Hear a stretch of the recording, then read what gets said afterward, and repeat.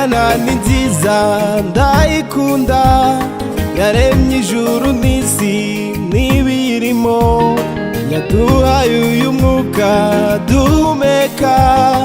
Shimwa Mwami Imana warakoze.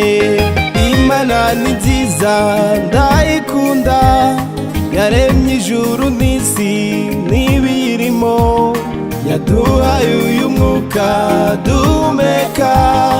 Shimwa Mwami Imana warakoze. Nabyibutse ibyo Imana yakoze, birahari kandi biranezeza. Nabyibutse ibyo Imana yakoze, birahari kandi biranezeza.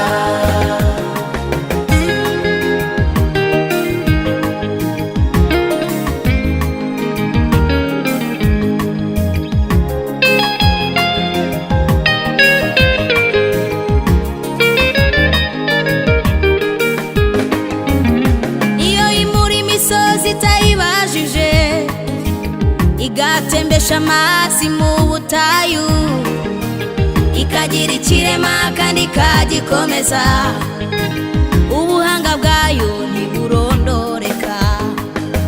niyo yimura imisozi itayibajije igatembesha amazi mu butayu, ikagira ikirema kandi ikagikomeza, ubuhanga bwayo ntiburondoreka.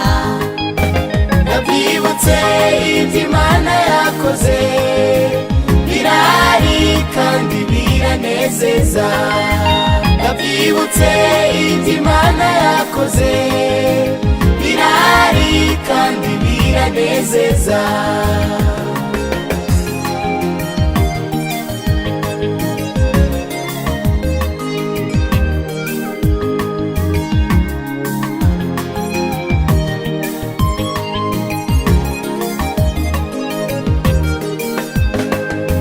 Nabyibutse ibyo Imana yakoze, birahari kandi biranezeza. Nabyibutse ibyo Imana yakoze, birahari kandi biranezeza. Nabyibutse ibyo Imana yakoze, birahari kandi biranezeza.